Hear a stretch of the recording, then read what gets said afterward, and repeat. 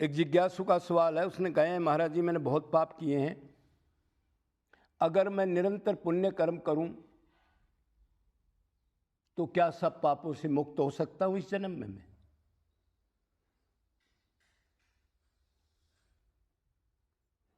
तो पाप कर्म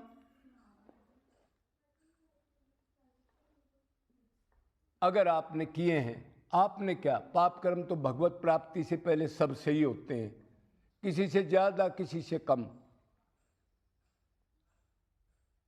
तो अगर आप भक्ति नहीं करते, कि ये माया के गुण है ना, पाप पुण्य जो भी हैं, तो मायापति आएगा जब ये जाएंगे, वैसे तो जाएंगे नहीं।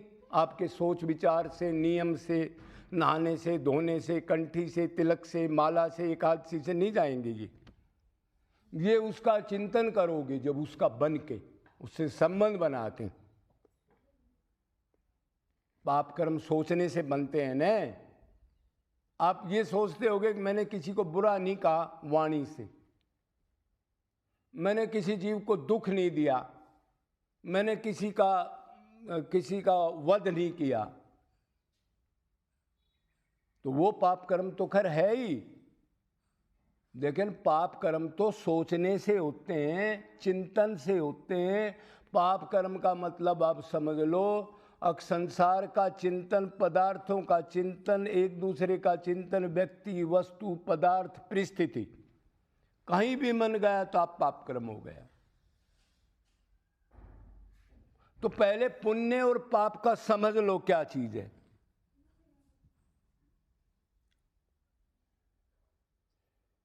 एक शरीर का धर्म होता है, एक दूसरा किसका धर्म होता है?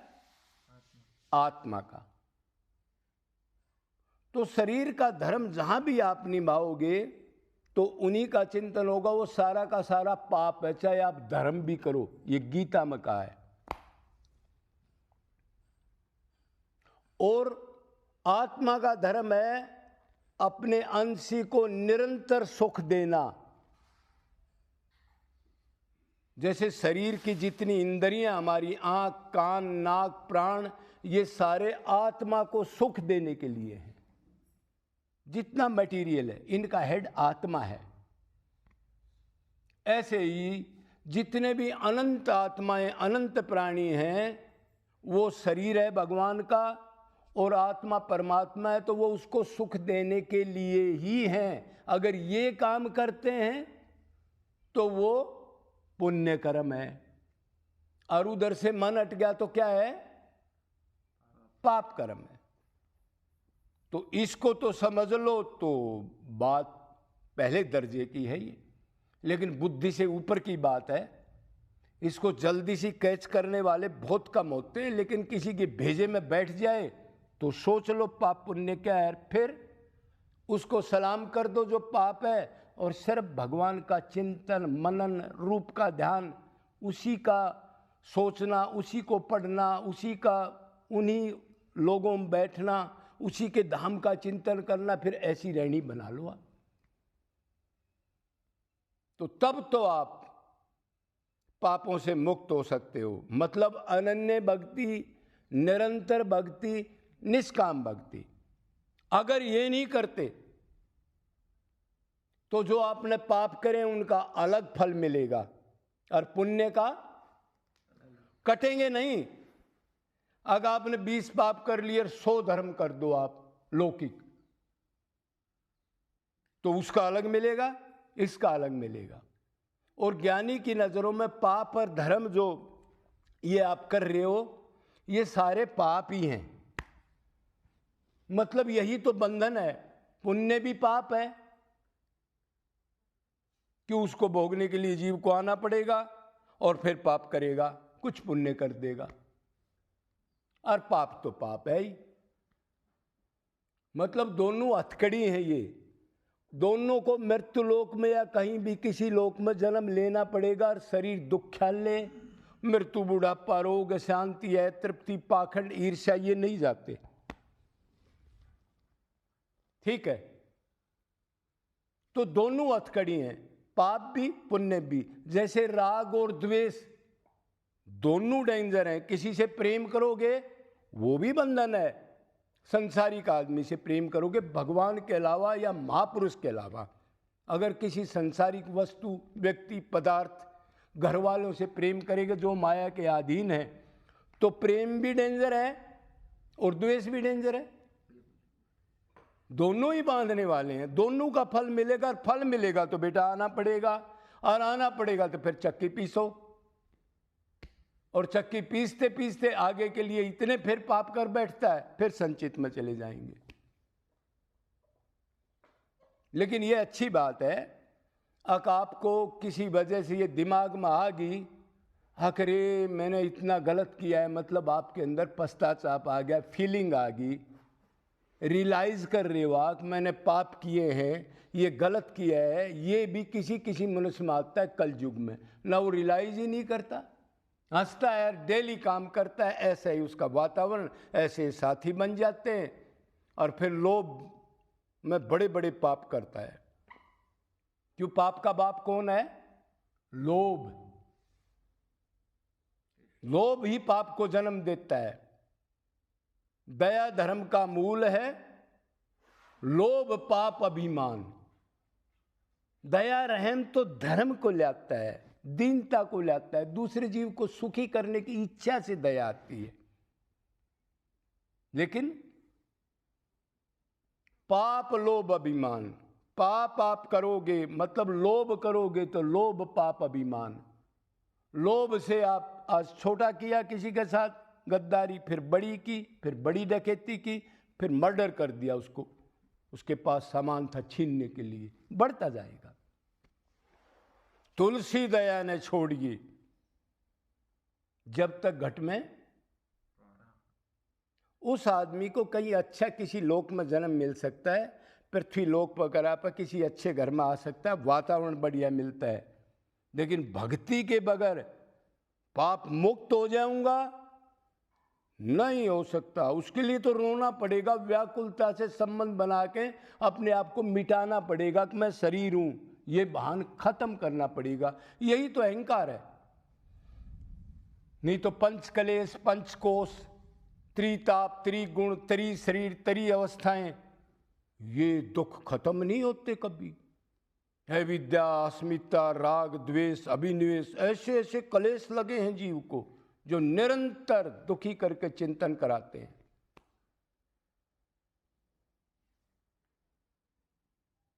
तो पुण्य कर्म एक ही है, जितनी देर भगवान में मन रहे, शरीर नहीं। अगर मन है और शरीर भी साथ है, मतलब आप पूजा पाठ कर रहे हो, कोई अध्ययन कर रहे हो, कोई निष्काम सेवा कर रहे हो, अगर मन है तो वो शरीर और मन दोनों रख लो। लेकिन खाली शरीर है और मन नहीं है तो वो गलत है, मतलब उससे कोई फल नहीं मिलेगा। क्यों? भगवान कह रहे मैं अंतर्यामी हूं, तो मन मैं ही तो हूं, मैं ही तो जानता हूं क्या चिंतन कर रहा है, मैं तो चिंतन का फल देता हूं। तो पुण्य कर्म वो जितनी देर परमात्मा मन लगे, या निष्काम कर्म योग जीवों में परमात्मा देख के कोई सेवा का कर्म करे, ये भी बहुत बढ़िया है। कर्म योगी को भी आनंद शांति मिल सकती है, लेकिन उसमें थोड़ा सा कठिनता बहुत है।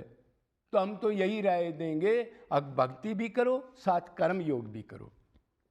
जो आपके पास 2 पैसे भगवान ने दिए हैं, उनको भगवान, जो जीव हैं दूसरे 84 लाख के, गधा, कुत्ता, बिल्ली, कीट, पतंग, पक्षी, कोई भी हो, उनमें उनको सुख देने के लिए उस धन को भी खर्च करो। अगर ये प्रभु का धन है। और कबूतर जो मैं बाजरा डाल रहा हूँ वो भी प्रभु है, और जो प्रभु कबूतर खा रहा है वो भी प्रभु ही है। मेरे को तो भगवान ने मौका दिया, उसी का माल है ये, तो उसने मेरे को बुद्धि दे दी, मेरे जैसे पापी ये कर्म नहीं कर सकते। ऐसे समझ के ये काम करो, पलक तत्वज्ञानी संत की शरण में रह के भक्ति करो, भीड़ में नहीं। जो चेला चेली बनाता है, मंत्र देता है, उसके पास नहीं मिलेगा यह माल भीड़ में, वो दुर्लभ होते हैं ऐसे संत। अगर आप अधिकारी होगे तो पहुंच जाओगे। बस 2 काम कर लो आप। और लौकिक कर्म आप कितने अनक्षेत्र खोल लो, कितने अनाथालय बना लो, कितने मेडिकल स्कूल बना लो, उनसे नहीं होगा, माया में उलझ जाओगे। निष्काम कर्म योग पलक निष्काम भक्ति, वो परमात्मा को प्यारे हैं, भगवान को आना ही पड़ता है। अगर निरंतर करके कोई जिद लगा ले, अब प्रभु ये सब कुछ आपका, बस सारी चीज आपके अलावा कहीं नहीं हटूंगा, तो भगवान को आना ही पड़ता है। लेकिन निरंतरता, इसका टाइम नहीं है कोई 1 साल 2 साल 4 साल 6 साल नहीं। भगत का होता है फिर देना देना। अगर आप ये सोचोगे 4 साल हो गए अब तक भगवान नहीं आए, बैक हो जाओगे। 3 टाइप के आदमी होते हैं। एक होते हैं लेने वाले, कामना के भगत, वो तो भगत होते ही नहीं, मेरे को ये मिल जाए भगवान से। एक दूसरी कैटेगरी होती है लेना देना, अगर भगवान की भक्ति करूं, मेरा ये काम बन जाए तो और भक्ति करूं, तो वो व्यापारी है। व्यापारी यही तो करता है, पैसे दोगे सामान दे देगा आपको, प्यार व्यार तो नहीं है उधर कोई। और तीसरा एक आपको होता ही है सिर्फ देना देना। भगवान किसी दशा में रखें, मेरे को पुचकारें, मेरे से उदासीन हो जाएं, या सुध चक्कर चला करके मेरा सिर काट दे, मेरे प्रेम में कोई कमी नहीं पड़ेगी। इसको कहते हैं प्रेमी। और ये दशा तो बड़ी ऊंची है, लेकिन प्राप्त करने वाले मनुष्य शरीर में कोई कोई प्राप्त कर सकते हैं। क्यों? बड़े भाग मानुष तन पावा। अरे यही करने के लिए तो मिला है। तो ये भाई का सवाल हो गया, अजी बहुत पाप किए हैं, अभी पुण्य करूं तो क्या पापों से मुक्त हो जाऊंगा? तो पापों से मुक्त भक्ति से हो गई, वो भी निष्काम भक्ति, अनन्य एक की भक्ति, श्री कृष्ण राम की निरंतर भक्ति। और गुरु टोप का तत्व ज्ञान उसकी शरण रह करके समझ लेना, जब तक तैराक नहीं होते। बाकी अच्छा ही है, आपने पाप करें, रियलाइज कर रहे हो और कुछ पुण्य कर्म करते हैं, तो आगे आपको कोई मनुष्य जन्म वगैरह मिल जाएगा। लेकिन पड़ेगा बेटा भोगना ही, चाहे राजा बन जाओ, फिर रंग, फिर राजा, फिर तपेश्वरी, फिर राजेश्वरी, फिर राजेश्वरी से पाप करके फिर नरकेश्वरी। ये चक्कर खत्म नहीं होगा बगैर निष्काम भक्ति के। बोलो वृंदावन बिहारी लाल।